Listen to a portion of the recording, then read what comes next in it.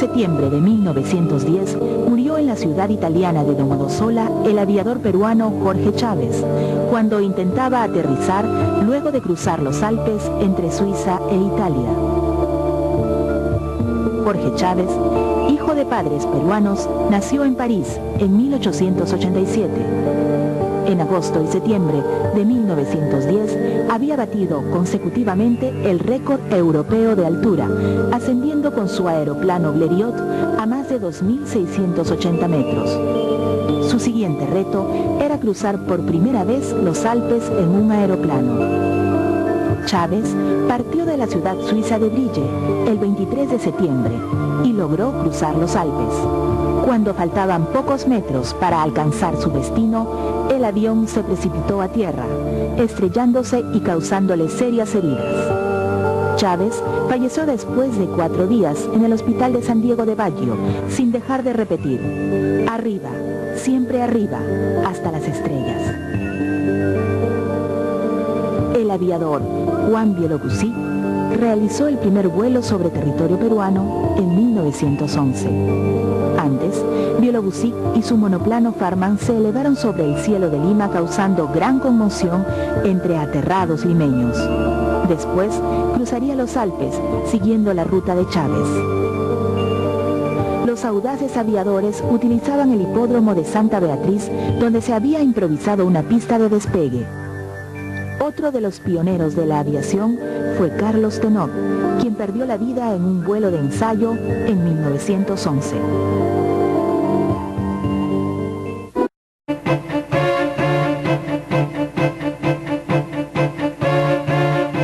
Junto con el desarrollo de la industria y de las fábricas en Lima, se generan los primeros movimientos obreros, y con ellos llegan las primeras huelgas. Las condiciones de trabajo en las fábricas eran infrahumanas. La jornada diaria llegaba a las 14 horas. Los salarios eran miserables, sin descanso dominical, ni las condiciones mínimas de seguridad y salubridad. Tampoco existía estabilidad laboral. Los trabajadores, al no contar con la protección del Estado, empezaron a organizarse para defender sus derechos. Así nacen los sindicatos.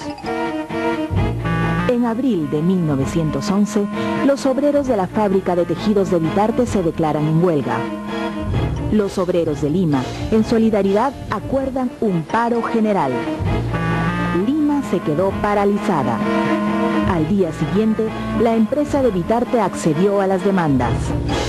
Esta fue la primera victoria del movimiento sindical. En los siguientes meses, las huelgas se incrementaron en otros sectores obreros.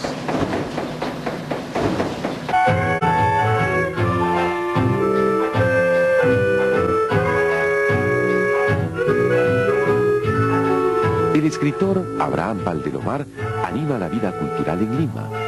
En enero de 1913 se inaugura en la esquina de Eloy Girón de la Unión y Emancipación la confitería El Palais Concert. En torno a Valdelomar se reúnen artistas y escritores que definen el futuro del Perú a los gritos: José Carlos Mariátegui, Luis Alberto Sánchez, César Vallejo y Daniel Alomía Robles, el autor de El Cóndor Pasa, se entremezclan con la más selecta sociedad limeña. Valdelomar, que se hacía llamar el Conde de Lemos, publicará la revista Colónida. Lima ya había apostado por el asfalto y lucía sus primeras salas de cine, sus estadios y sus teatros, como una muestra de que se había convertido ya en una gran metrópolis. En la década, una nueva actitud de escritores y artistas se compromete con los problemas del país. Surgen las vanguardias artísticas y el indigenismo. El poeta José María Eguren había publicado su poemario Simbólicas. César Vallejo llega a Lima y su primer libro, Los Heraldos Negros, es publicado en 1918. Provocaría más controversias que adhesiones. En las artes plásticas, el pintor Daniel Hernández forma una escuela que tendría al Perú andino como tema central. En Lima, la música popular se impregna de una mixtura de géneros. En 1917, Felipe Pingló Alba compone Amelia, un vals que ya se aleja del molde europeo. La reforma universitaria, con Riva Agüero, Luis Alberto Sánchez y Víctor Andrés Belaúnde, revoluciona el concepto de la educación superior. En marzo de 1898 llega al puerto del Callao un aparato llamado el proyectoscopio. Su inventor había sido Alva Edison y representaba la vida de la gente en una pantalla. De inmediato fue una sensación. En 1899 ya se habían filmado escenas de la vida limeña en los alrededores del Teatro Politeama. El 12 de diciembre de 1911 se comienza a construir la Sala Excelsior en el Jirón de la Unión. La primera película peruana se llamó Negocio al Agua y se estrenó el 14 de abril de 1913 en el Cinema Teatro de Lima. En esas épocas se ponen de moda las carpas donde se exhiben películas americanas. En 1914, el Cine París convoca multitudes y en 1916 se abrió el Gran Cine OVNI. Fantomas, el misterioso personaje, fascinó al público cinematográfico.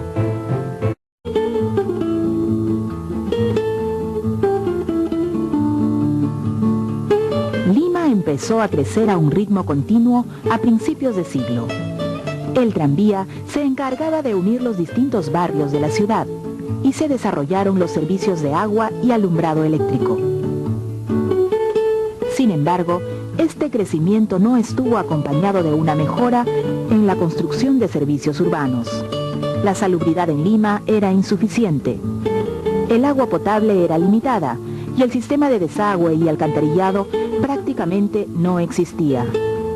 Esto trajo como consecuencia brotes de epidemias como el paludismo y la peste bubónica. La ciudad definía sus espacios. El Paseo Colón y el Jirón de la Unión se convirtieron en los lugares de recreo de las familias limeñas. Era la época de los espectáculos de varieté y se abrieron decenas de tiendas y bazares.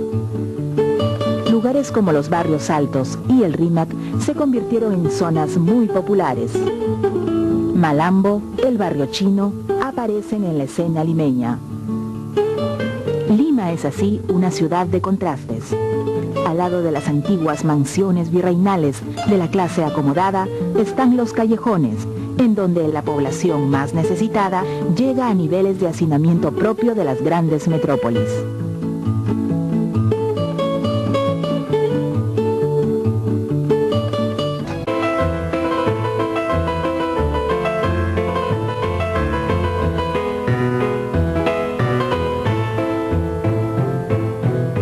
Augusto B. Leguía es elegido presidente de la República en 1919. Para la sociedad peruana era una alternativa política viable, diferente al civilismo y al orden llamado señorial. Había esperanza en que promoviera una era mesocrática más accesible que el cerrado sistema oligárquico.